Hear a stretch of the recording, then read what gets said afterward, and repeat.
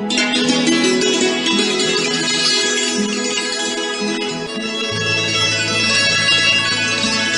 છે કાર્યક્રમ આજના અતિથિ.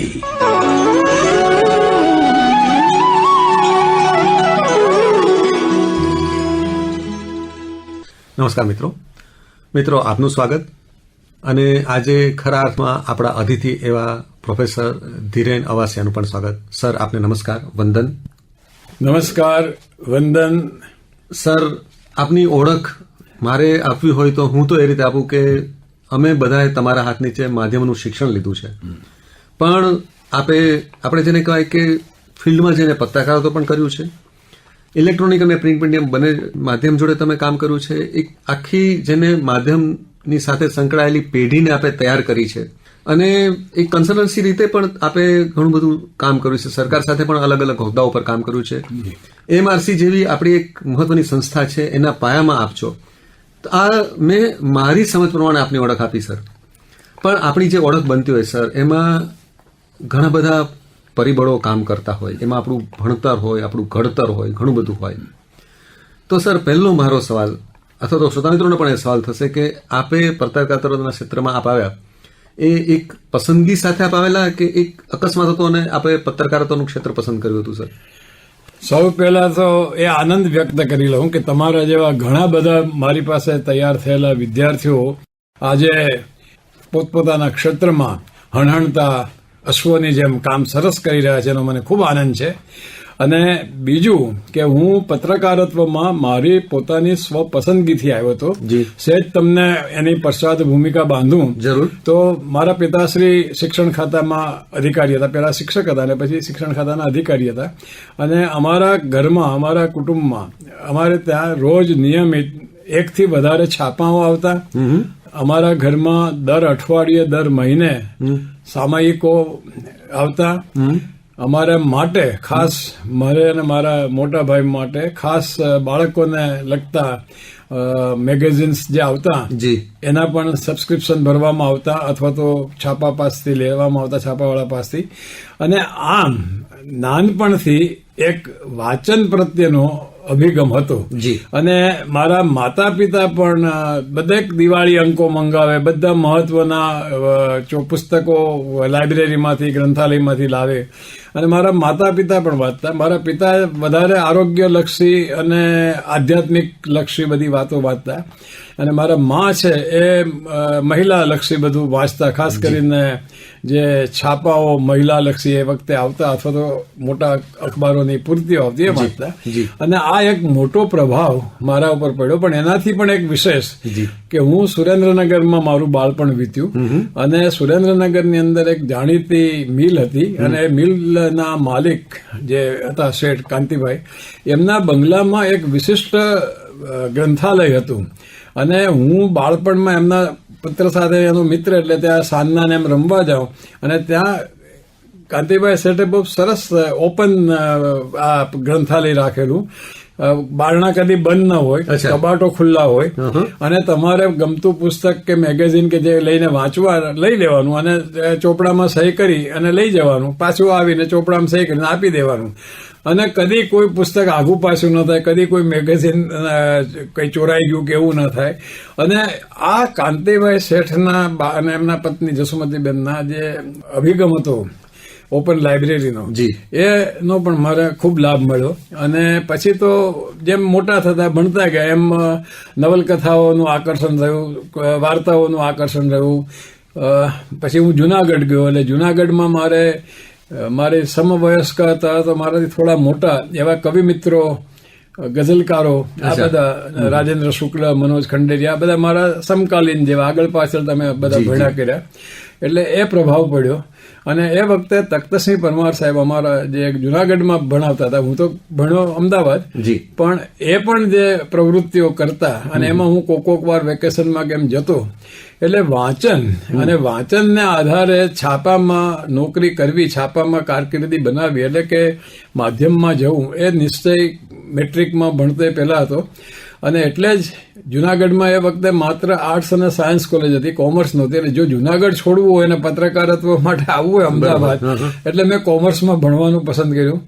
HL કોલેજ ઓફ કોમર્સમાં હું ભણ્યો. બરોબર. ત્યાં પ્રોફેસર બકુલ ત્રિપાઠી સદનસીબે મને મળ્યા. જી. અને બહુ એક ઇન્ટરેસ્ટિંગ સ્ટોરી છે જી. કે અમારા કોલેજની લાઇબ્રેરીમાં એક પુસ્તક ધ ગુડ વુમન ઓફ સ્વેઝુઆન અચ્છા.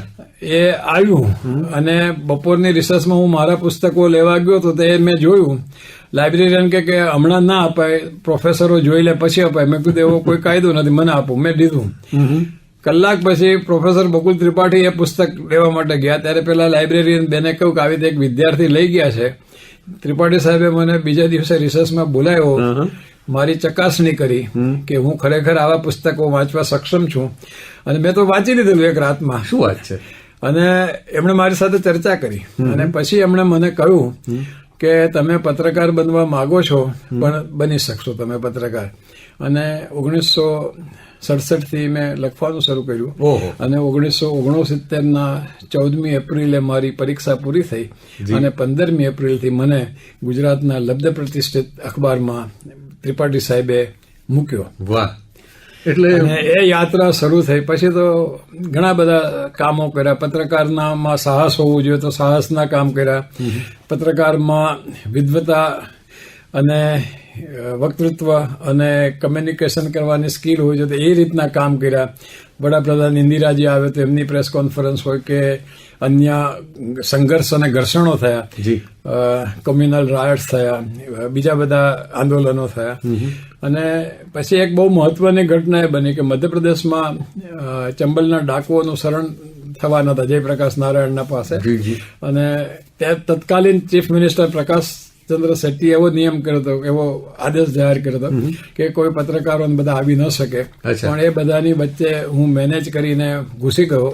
મારી ઉંમર 21 વર્ષની ત્યારે. ખભા સુધીના મારા વાળ હતા અને એકદમ ગુલાબી ચહેરો. પણ આઈ મેનેજ. અને એ વખતે આપણા એક વિખ્યાત અભિનેત્રીના પિતા તરુણકુમાર બહાદુરી પણ ત્યારે પત્રકાર સિનિયર, એમણે પણ મને મદદ કરી. નરેન્દ્ર તિવારી અને બીજા બધા હતા. એ લોકોએ મને યુવકને કહ્યા તમે આવી ગયા, સારું કર્યું. અને આપણે ચંબલના ડાકુનો એક વિશેષ આંક બહાર પડ્યો અને એને કારણે જે મને પ્રતિષ્ઠા મળી અને અન્ય કામોથી પ્રતિષ્ઠા મળી. એટલે મારી 1971માં મુંબઈ બદલી થઈ. અને 71 થી 75 હું મુંબઈ રહ્યો, જે મારા કારકિર્દીનો સુવર્ણકાળ હતો. અને અહીં હું તમામ પ્રકારના સમાજના લોકોને મળ્યો.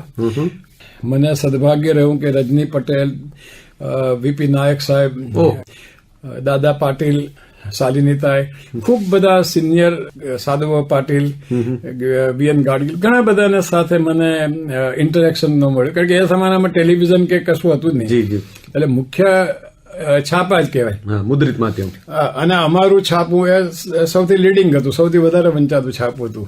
એટલે એ થયું. તો બીજી બાજુ મેં એક્સ્ટ્રીમ જેને કહેવાય, ઉત્તરમાંથી સીધો દક્ષિણ છેડો, તો હાજી મસ્તાન, શુકર બાખિયા, કરીમ લાલા, આવા બધાને પણ હું મળતો. રતન ખત્રીની મારી હાજરીમાં રતન ખત્રીએ 3 પાના પણ ખોલેલા આંકડાના.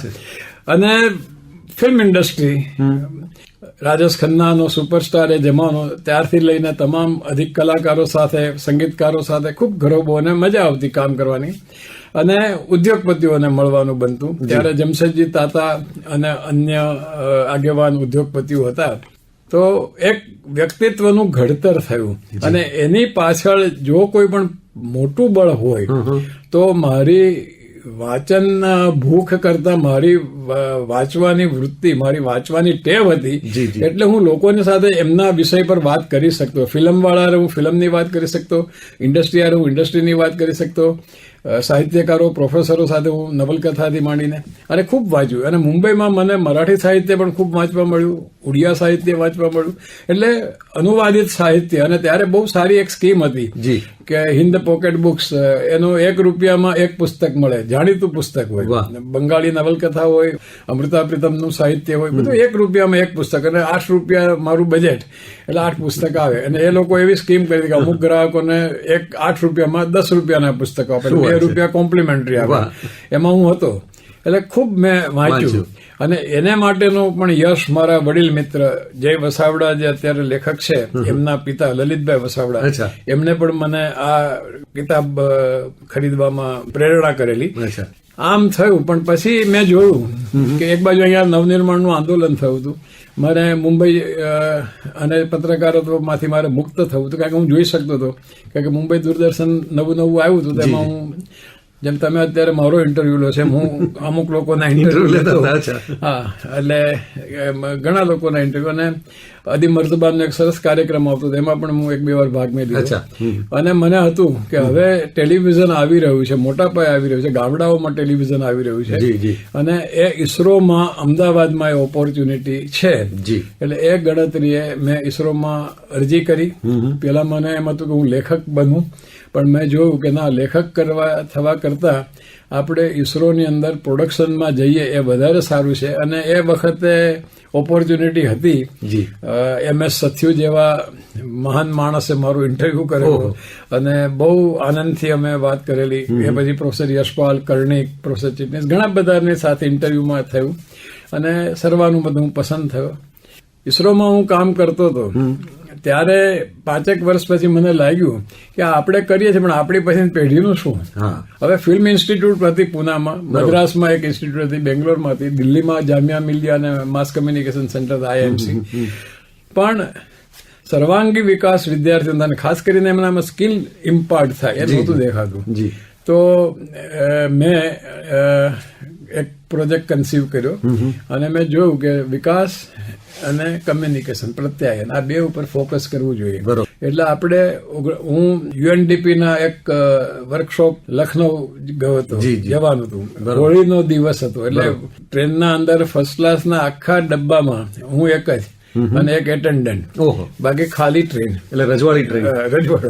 એટલે મેં પેલા માણસને કહી રાખ્યું કે જ્યાં જ્યાં ટ્રેન ઉભીને ખાવાનું હોય તું લઈ આવજે, અને એને મેં પૈસા આપી રાખ્યા. અને અહીંયા મેં આરામથી પડ્યા ફર્સ્ટ ક્લાસમાં આ આખો પ્રોજેક્ટ કન્સીવ કર્યો, એની નોંધ કરી. અને અંતતઃ અહીંયા અમદાવાદ પાછું આવ્યો જ્યારે, ત્યાં પણ મેં ચંચલ સરકાર, નિખિલ ચક્રવર્તી, સફદર હાઝમી, જેનો આજે નિર્વાણ દિન છે, એ બધા ત્યાં મિત્રો હતા, એમની સાથે પણ ચર્ચા કરેલી.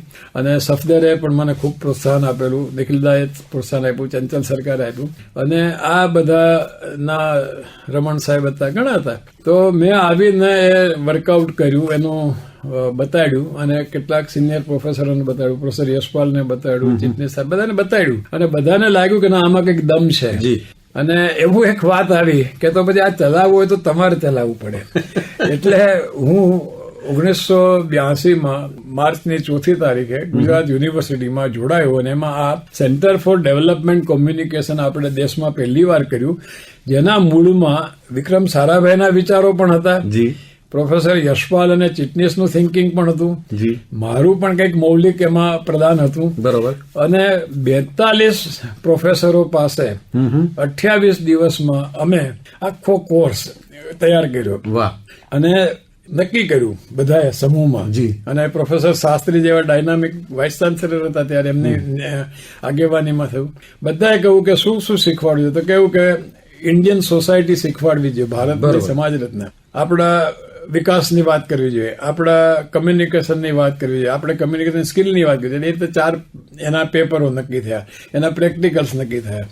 અને આપણે જુલાઈ મહિનામાં, માર્ચમાં હું જોડાયો, અને જુલાઈ મહિનામાં તે વખતના શિક્ષણ મંત્રી પ્રબોધ રાવળ સાહેબ અને અન્ય વિદ્વાનો, જે મેં અગાઉ નામ આપ્યા ને, ચંચલ સરકાર, નિખિલ, આ બધા સ્ટાલવર્સને બોલાવ્યા, પ્લાનિંગ કમિશનમાંથી બધાને બોલાવ્યા, અને ગુજરાત યુનિવર્સિટીના સેનેટ હોલમાં બહુ મોટા પાયે આપણે એ લોન્ચ કર્યું. અને ગુજરાત યુનિવર્સિટીના ભાષા ભવનમાં આપણને વર્ગખંડને આપ્યું. અને રઘુવીર ચૌધરીએ એ વખતે જે છાપામાં કોલમ લખતા હતા, મારા વડીલ મિત્ર, એમણે સરસ એક વાક્ય લખ્યું હતું કે ધીરેનને સુતા સુતા આવેલો વિચાર આજે બેઠો થઈ ગયો છે. એટલે એક સરસ રીતે એમણે મૂક્યું હતું કે ખરેખર હું ટ્રેનમાં સુતા સુતા વિચાર લખતો હતો, અને એ વિચાર બેઠો થઈ ગયો આજે, એમ કે સત્ય હતું. એ પછી જયારે CDC ચાલ્યું દેશભરમાં પહેલું કેન્દ્ર, એટલે UGC માંથી અને દેશ દુનિયામાંથી લોકો આવવા માંડ્યા, શું કરો છો, શું જો એમ. એટલે એના અન્ય રૂપથી જુદી જુદી યુનિવર્સિટીઓમાં શરૂ થયું. SNDT ચાલુ કર્યું, મુંબઈ યુનિવર્સિટી, અન્ય બરોડા યુનિવર્સિટી, અને દેશની ઘણી બધી, મૈસૂર, મદ્રાસ, બધે ઉપર ચંદીગઢ, બધા આમાંથી જામિયા મિલિયા, એ આપણા મોડેલમાંથી આગળ વધ્યા. અને પણ મને વિચાર આવ્યો કે આ માત્ર ભણાવવાથી પર્યાપ્ત નથી. બરોબર. હવે આપણે રાષ્ટ્રવ્યાપી આનું કંઈક પ્રસારણ થાય, લોકો, છોકરાઓ, વિદ્યાર્થીઓ, અધ્યાપકો એમાંથી શીખે, એમને એનરિચમેન્ટ થાય, એમનામાં કંઈ એવું એક એક્સાઇટમેન્ટ ઊભું થાય કે જેથી એ આગળ સંશોધનમાં એમાં થાય. એટલે મેં પ્રોફેસર યશપાલ ત્યારે યુનાઇટેડ નેશન્સના આઉટર સ્પેસ કમિશનના ચેરમેન હતા. એટલે મેં એમને એક એરમેલથી કાગળ લખ્યું હાથેથી મારી અંગ્રેજીમાં કે સાહેબ તમારા આશીર્વાદે આવું બધું કર્યું છે, હવે આવા વિચાર આવે છે. માધુરીબેન શાહ, ચેરમેન UGC, જેમને હું મુંબઈના કારણે ઓળખતો, એ મુંબઈમાં હું જયારે પત્રકાર હતો ત્યારે સ્કૂલ બોર્ડના ચેરમેન હતા. એટલે માધુરીબેને પણ કહ્યું. અને યોગાનુયોગ એવો થયો કે અમે જયારે પ્રપોઝલ મોકલી ત્યારે યશપાલ સાહેબ પાછા આવી ગયા હતા અને દેશમાં પ્લાનિંગ કમિશન ને બીજા બધા સાથે સલાહકાર તરીકે જોડાયા હતા. અને માધુરીબેને એમને જ સલાહકાર માટે આ કમિટી માટે મૂક્યા.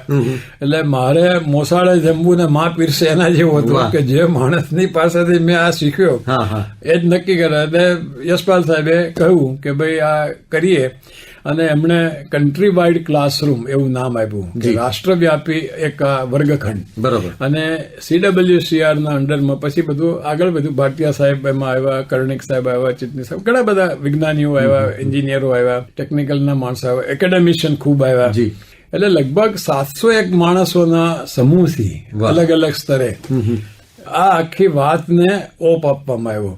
અને એ વખતે પ્રોફેસર યશપાલે એક બહુ સરસ વાક્ય કહ્યું હતું કે આપણે આ એફર્ટ્સ કરીએ છીએ, આપણે આ જે મહેનત કરીએ છીએ, 10 વર્ષ પછી એક વિદ્યાર્થી આ બધું જોઈ અને એમ કહેશે કે હું વિજ્ઞાની બન્યો આ કાર્યક્રમોના કારણે, તો એ આપણી સિદ્ધિ છે. અને તમને નવાઈ લાગશે કે અમારે બહુ મોટું ઓડિયન્સ વિદ્યાર્થી ઉપરાંત આપણા આજુબાજુના દેશો, નેપાળ, પાકિસ્તાન, બાંગ્લાદેશ બધામાં પણ હતું. આપણું લશ્કર અમારા કાર્યક્રમ બહુ જોતું. હા, તો એકવાર હું જેસલમેર મારા પરિવાર સાથે ફરવા ગયો હતો અને જેસલમેરના સેન્ડ ડ્યુન્સ, રેતીના ટેકરાઓ છે, એ બાજુ અમે જતા હતા અને કઈ કામ હતું, પાણી બાણી બધું. મેં મારી મોટર સાઈડમાં કરી અને અમે બધા ઉતર્યા હતા નીચે. તો એક જીપમાં જવાનો બધા ઝડપથી જતા હતા, આગળ જઈને જીપ ઉભી રહીને પાછી આવી. એટલે મને થયું કે કદાચ એમને હશે કે અમે કઈ મુશ્કેલીમાં છીએ, કઈ પંચર બંચર પડ્યું છે. તેમાંથી એક ભાઈ ઉતર્યા અને મારે સામું જઈને મને સલામ કરી. એટલે હું એ વિચારમાં પડ્યો. પછી એમણે મને બહુ સરસ અંગ્રેજીમાં પૂછ્યું કે આપ ધીરન અવાસિયા છો? તો મેં કીધું જી. એટલે કે હું VMRC ના તમારા પ્રોગ્રામ નિયમિત જોઉં છું. અને હમણાં તમે દ્વારકાના દરિયા કિનારે એમ કે રેતીમાં લખતા હતા અને મોજાથી બધું થતું હતું, આ દ્રશ્ય તો મને બહુ યાદ આવે છે. અને તમારા બધા કાર્યક્રમો હું જોઉં છું અને તમારો ચહેરો આવે છે ટીવી ઉપર, એટલે મને થયું કે આવાસિયા સાહેબ લાગે છે. એટલે પાછું આવ્યો અને અમારી હારે આત્મીયતાથી વાત કરી. અમે અમારી પાસે ફળ અને કઈ હતું એમને આપ્યું, એ લોકો અમને આપ્યા, એમના પાસે અમુક વસ્તુ, બહુ રાજી થયા. આ ઘટના આમ જુઓ તો 8-10 મિનિટની છે અને આ મેં 2-4 મિનિટમાં એને વ્યક્ત કરી. પણ જો તમે સારા ઉદ્દેશથી, જો તમે સારા સાધન સંશોધન અને પેલાથી કામ કરો તો એનો રીચ, એની અસરકારકતા બહુ દૂર સુધી હોય છે. એટલે આમ આ મારી અત્યાર સુધીની યાત્રા. સર, એટલે એક રીતે જોઈએ તો કેટલી બધી વાતો આપે કહી દીધી. આપણે પત્રકારત્વની જ ખાલી વાત કરીએ સર, તો આપણે જયારે શરૂઆત કરી ત્યારે આપણી પાસે ખાલી પ્રિન્ટ મીડિયમ જ હતું અને આજે તો આપણી પાસે માધ્યમોનો એક રીતે જોઈએ તો સકાર છે. આપણી પાસે કેટલા બધા વિકલ્પો છે. તો પત્રકારત્વ કેટલું બદલાયું સર આપની નજરોમાં? બહુ સરસ સવાલ છે અને એ મારા મનમાં પણ આ વાત ઘણી વખત હતી. અત્યારે શું થયું છે કે પત્રકારત્વ કહેતા માધ્યમોનું વિસ્તાર ખૂબ વધી ગયો છે, એની રીચ પણ ખૂબ વધી ગઈ છે, એનું પોતાનું વોલ્યુમ પણ ખૂબ મોટું થઈ ગયું છે. પણ ડેપ્થ, ઊંડાણ જે જોઈએ એ બહુ ઘટી ગયું છે. એટલે બહુ જરૂરી છે. અને હવે આ બ્રેકિંગ ન્યૂઝ ને એ બધાને કારણે પણ બધાને ઉતાવળમાં ગમે તે વ્યક્ત કરી દેતા હોય છે. અને હું પણ મારા પાસે ભણેલા વિદ્યાર્થીઓ જે આમાં કામ કરે છે એટલે થોડો ગુનેગાર હું ગણાવે અને હું અમુક ટીવી ચેનલોનો સલાહકાર છું એટલે મને ખબર છે. પણ એ ટકોર કરો, સમજાવો, પણ એ લોકો એમના જોબમાં હોય છે અને કરતા હોય છે. પણ રાષ્ટ્રવ્યાપી એક તંત્ર કેન્દ્ર સરકારે ગોઠવવા જેવું છે અને જરૂરી છે, બહુ ગોઠવવા જેવું. અને સેન્સર બોર્ડ કે એ નહીં, પણ ગાઈડલાઈન આપવી જોઈએ અને અમુક ગાઈડલાઈન આપવામાં આવે છે પણ એ ગાઈડલાઈનને ફોલો થાય. એટલે એક એવું તંત્ર, મોનિટરિંગ તંત્ર ગોઠવવા જેવું છે કે જેને કારણે આ બધું ફિલ્ટર થાય. એટલે એક સ્વતંત્ર ઇન્ડિપેન્ડન્ટ એક ઓથોરિટી જેવું હોવું જોઈએ ને એનામાં હવે ટેકનોલોજીને કારણે સારું એ છે કે તમે ફિલ્ટરિંગ સોફ્ટવેર દ્વારા કરી શકો છો. એટલે એવું નથી કે તમારે માનવ બળની જરૂર પડે. સર, એક બીજી વાત એ પણ કે આપણે કેટલી બધી વ્યક્તિઓના નામ લીધા જે આપની સાથે ટૂંક સમય માટે અથવા લાંબા સમય સાથે આપણી જોડે સંકળાયેલા. તો એવા એકાદ બે પ્રસંગો જેમાંથી અમને પણ કંઈક પ્રેરણા મળે અથવા તો એક આપણે જેને આપણે ખરા અર્થમાં આપણે જીવન ઉપર અમિટ છાપ છોડી ગયા હોય એવા એકાદ બે પ્રસંગો પણ કહેશો? તમે પૂછો છો ત્યારે મને બહુ યુવાનીમાં ગુજરી ગયા એવા એક સ્વર્ગસ્થ કવિયત્રી ગુજરાતી સાહિત્યના દક્ષા દેસાઈનું એક પંક્તિ યાદ આવે છે. જી જી.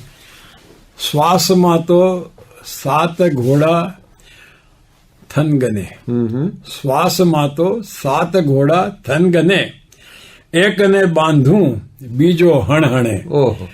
એમ તમે પૂછો છો એટલે મારા જીવનમાં એટલા બધા લોકોને હું મળ્યો છું, એટલા બધા વર્ષોથી કામ કરું છું. આજકાલ કરતા મને લગભગ 55 ઉપર વર્ષ, 56મું વર્ષ મને કારકિર્દીનું ચાલે છે અને એ પૂર્વેના મારા 5 વર્ષ એટલે લગભગ 60 જેટલા વર્ષથી હું છું.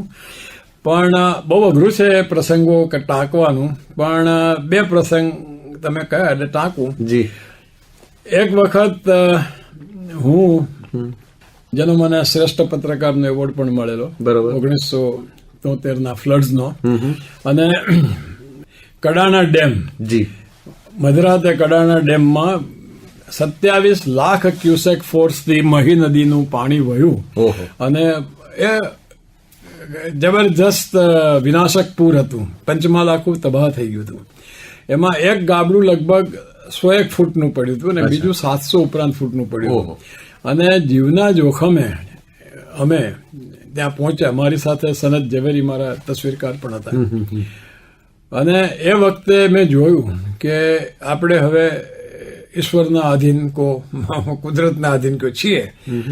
અને એક ક્ષણે દૂરથી એક વ્યક્તિ આમ હાથ કરતી હોય અને ઝાડના ડાળખડા ફેરવતી હોય, કારણ કે અમે ફસાયેલા હતા, પહોંચી તો ગયા હતા. અને એને જાણે કે ઝાડના ડાળખીથી ને મને કહેતો હોય કે ત્યાં જ ઉભા રહેજો, ત્યાં જ ઉભા રહેજો.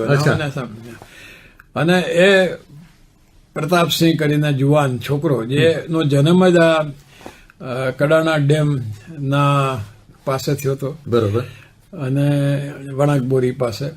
અને એના બાપ ને બધા અહીંયા ચોકીદારી નોકરી કરતા એટલે એમાં થયું. એટલે એને ખબર હતી કે કઈ રીતે રસ્તો બહાર કાઢવો. શું વાત. અને નહીં તો અમે કલણમાં ફસાઈ જઈએ. એક 6 ઇંચ પડખે મોટા કલણ, આ બાજુ 27 ક્યુસેક ફોર્સથી વહેતી નદી અને એના વચ્ચે હું ને સનત. પણ એ જયારે મને બહાર લઈ આવ્યો અને એને આમ અંતર તમે સમજો તો લગભગ 50-60 ફૂટનું હતું. એની સૂઝ એ જે રીતે ડાળખા નાખતો ગયો, જે રીતે મને અને સનતને પ્રોત્સાહિત કરતો ગયો કે કોઈ ચિંતા નથી, આવી જવાશે, આવી જશે. અને અમે બહાર નીકળ્યા ત્યારે મને અનુભૂતિ થઈ કે ઈશ્વર કોઈના કોઈ સ્વરૂપે આવે છે અને આ પ્રભાતસિંહ સ્વરૂપે આવ્યા. અને પછી મેં એ વખતના મુખ્યમંત્રીશ્રીઓને બધાને જાણ કરી હતી કે ભાઈ આનું ધ્યાન રાખજો, અને એનું ધ્યાન રહ્યું. પણ જો એ હું બચીને ના આવ્યો હોત તો કદાચ મને મૃત્યુ પછીનો એવોર્ડ મળ્યો, પણ આ મને મળ્યો અને આજે પણ હું હયાત છું. આ એક પ્રસંગ મને બહુ ટચ કરી ગયો હતો કે પત્રકાર તરીકે મેં આ કર્યું. એવો બીજો પ્રસંગ છે કે જ્યારે અમે બહુ ટેન્સ હતા, અમે શૈક્ષણિક ઉપક્રમમાં કરતા હતા ત્યારે ઘણા બધા વિટંબણા, ઘણા બધા પ્રશ્નો, હિન્ડરન્સીસ જેને કહો, લિમિટેશન્સ, અમુકના લિમિટેશન્સ આપણા ઉપર, કોઈની મર્યાદા આપણને નડે. એટલે હું જરા ડિસ્ટર્બ કહો ને તમે, થોડોક આમ વ્યથિત હતો. અને અમે એ દિવસે કલકત્તામાં હતા. કલકત્તાની અંદર પણ અમારું સેન્ટર. અમે એ દિવસે કલકત્તા હતા અને હું આમ બેઠો હતો ને, અને સામેથી પ્રોફેસર યશપાલ અને બીજા કરણિક સાહેબ ને બધા આવતા હતા. એ ટેબલ પર બેસીને જમવાનું હતું. પણ આમ યશપાલ સાહેબે મારી સામે જોયું ને, એ મને કેપ્ટન કહેતા કે તમે કેપ્ટન. અને મને કહે, captain, why are you so depress, why are you so disturb? એટલે મેં કીધું કે સાહેબ, આમ જીવનમાં ઝઝુમવાનું, જીવનમાં બધું તાકાતથી લડી લેવાનું, અને તો આવડે છે ને કર્યું છે અત્યાર લગી, પણ આજે જરાક કંઈક જુદું જ બધું ફીલ થાય છે. તો એમણે પ્રેમથી મારા ખભા, એ તો ઉભા હતા અને હું ઉભો થવા ગયો તો મને બેસાડ્યો પેલા, અને પછી પ્રેમથી હાથ દીધો મને કે, અને બહુ અદભુત વાક્ય એમણે કહ્યું, never try to manage creativity. શું વાત! Never try to manage creativity, always try to give creative management. તમારી સર્જનાત્મકતાથી જ તમે વહીવટ કરો, નહીં કે તમે તમારા મેનેજમેન્ટને કોઈ અલગ રીતે ઢાળો. અને એ શબ્દો, એ વાક્ય મારા લોહીમાં, મારા શરીરમાં ગળા મધમીઠા શીરાની જેમ ઉતર્યું. હું એ જ ક્ષણે ઉભો થયો અને મેં સાહેબને કહ્યું કે ડન. અને સાહેબે મને એટલા જ પ્રેમથી ભેટ્યા અને કહ્યું કે હજી તું બહુ નાનો છે, તારી સામે આખી કેરિયર છે, તારે કદી પ્રસ્થાપિત પદ્ધતિથી કામ જ નહીં કરવાનું. You try to give your own management, you try to give your own thinking to others. અને આ પાછલા વર્ષોમાં હું જયારે ગુજરાતના મુખ્યપ્રધાન મુરબ્બી શ્રી નરેન્દ્રભાઈ મોદી સાથે જોડાયો, એ મુખ્યમંત્રી થયા અને મને એમની સાથે એમના ટીમમાં લીધો, અને હું ઇલેક્ટ્રોનિક મીડિયા પ્રભાર સંભાળતો, ત્યારે રોજ સવારના ઉઠીને ગીતા વાક્ય, વેદ વાક્ય જે કહો એ રીતે હું પ્રોફેસર યશપાલનું આ વાક્ય હતો. કારણ કે અહીંયા પણ ઘણી બધી વિટંબણાઓની સામે માધ્યમ અને માધ્યમ કર્મીઓની સાથે જે કરવાનું હતું, અને સરકારી અધિકારીઓ સાથે કામ, તો I always try to give A creative management rather then I gave other way. વાહ સર, હવે આપણી પાસે ઘણી બધી વાતો છે, પણ આપણી પાસે સમય મર્યાદિત છે. મોદી સાહેબ સાથેના જે સંસ્મરણો છે એની એકાદી વાત તમે શેર કરશો? મોદી સાહેબ એ આ દેશને મળેલા ઉત્તમ વડાપ્રધાન છે, ઉત્તમ નેતા છે. અને હું એટલું એક જ વાક્યમાં મારે કહેવું હોય તો તમારી પાસે 9 વાત હોય છે, તમે 9 રીતે કહી શકો, આ કરાય, આ કરાય, આ કરાય, પણ મોદી સાહેબ પાસે 10મી વાત હોય, અને એ સાચી અને સર્વશ્રેષ્ઠ વાત હોય. અને હું એમના નજીકથી ખૂબ કામ કર્યું. અત્યારે તો બોલવા બેસે તો તમારા 10 પ્રોગ્રામ થઈ જાય, પણ એમનું એક મંત્ર જે જાહેરમાં કહેતા, વિકાસ જ છે મારો જીવન મંત્ર. તો એ માણસે એ અક્ષરશ વિકાસ છે મારો, એને અક્ષરશ ફોલો કર્યું. અને બીજું એમણે ઉત્તમ વાત કરી છે, જે રાજકારણમાં બહુ ડિફિકલ્ટ છે, સૌનો સાથ, સૌનો વિકાસ. આ વાત ઉત્તમ એમણે કરી છે. અને મારા જીવનમાં જેમ હું અગાઉ વરિષ્ઠ પત્રકારો, વરિષ્ઠ ટીવી માધ્યમના લોકોની સાથે મળું, દેશ વિદેશમાં મળું, મેં તો વિદેશમાં ખૂબ કામ કર્યું, તો નરેન્દ્રભાઈ મોદી એ લોકનેતા છે, જનનેતા છે. અને નરેન્દ્રભાઈનો સૌનો સાથ, સૌનો વિકાસ, અને વિકાસ જ છે મારો જીવન મંત્ર, આ એમણે જે આત્મસાત કર્યું છે અને લોકોને એ રીતે સાથે રાખીને ચાલ્યા છે, એ મને લાગે છે કે મારો એમની સાથે દાયકા જેટલો જે સંબંધ રહ્યો એમાં મેં અનુભવ્યું. જી સર, હવે આપની કપરી પળોમાં પ્રોફેસર યશપાલે આપણને જે વાક્ય કહેલું એ આજે પણ તમારી ઉપર અંકિત થયેલું છે. તો અમારા જે શ્રોતા મિત્રો છે એ અલગ અલગ વયજૂથના છે, અલગ અલગ વ્યવસાય સાથે સંકળાયેલા છે, એમને પણ જીવનમાં અલગ અલગ પ્રકારની કપરી પળો આવતી હોય, તો એવી કપરી પળોમાં એમને એક ભાથું મળી રહે એવું એક પ્રોફેસર ધીરનભાઈ તરફ એક સંદેશ સર. હમણાં થોડા દિવસ પહેલા એક કાર્યક્રમમાં મારે જવાનું થયું હતું. શાળાના બાળકો હતા, ઉચ્ચતર માધ્યમિકના ને, એટલે મેં એમને કહેલું કે જીવનમાં કદી કોઈ વસ્તુનો અભાવ ન સમજવો, બરોબર, જીવનમાં કદી કોઈ વસ્તુથી ખોટા પ્રભાવિત ન થવું, એટલે અભાવ અને પ્રભાવ વચ્ચે જીવવું નહીં. જી, લાઈફ ઇઝ ટુ એન્જોય. જીવનને આનંદથી જીવવાની જો કળા શીખી લેશો તો તમારી સામે આવતી કોઈ પણ મુશ્કેલી હશે, કોઈ પણ તકલીફ હશે, કોઈ પણ વિટંબણા હશે, એ આપોઆપ દૂર થશે. સર, આ વાત સાથે આપણે અટકીએ. આપના ઘણા બધા વર્ષોના અનુભવ અથવા તો સંસ્મરણોને આપણે થોડી મિનિટોમાં એક આપણે રિકેપ લેવાનો એક પ્રયાસ કર્યો સર. પણ આપની સાથે ભવિષ્યમાં થોડી વાતો થતી રહેશે આશા સાથે. અને આપનો હવે પછીનો જે પ્રોજેક્ટ છે એમાં આપને સફળતાની શુભેચ્છા સાથે આપણે અહીંયા વિરમીએ. આપનો આભાર, આપને વંદન સર. ખૂબ ખૂબ આભાર. આપે મને મારા સુવર્ણકાળને યાદ કરાયો અને હજી પણ હું શિક્ષણ જગતમાં અને બધે કામ સતત કરતો રહું છું અને મારા છેલ્લા શ્વાસ સુધી હું કામ કરીશ. વંદન સર. હમણાં જ આપ સાંભળી રહ્યા હતા કાર્યક્રમ આજના અતિથિ.